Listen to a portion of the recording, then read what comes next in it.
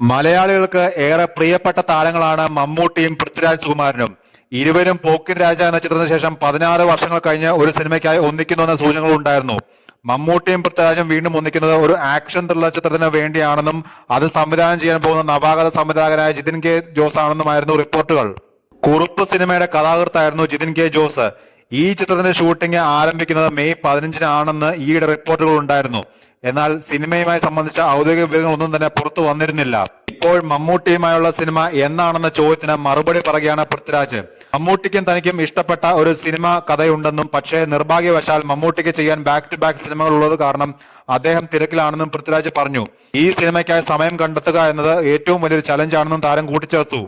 ഞങ്ങൾ കഥകൾ കേട്ടിട്ടുണ്ട്. ഒരു സിനിമയിൽ മമ്മൂക്കയും പൃഥ്വിരാജും ഒന്നിച്ചാൽ നന്നാകുമെന്നും അല്ലെങ്കിൽ എന്തെങ്കിലും കഥാപാത്രങ്ങൾ ചെയ്താൽ നല്ലതായിരിക്കുമെന്നും ആളുകൾ പറയുമല്ലോ. മമ്മൂക്കയ്ക്കും എനിക്കും ഇഷ്ടപ്പെട്ട ഒരു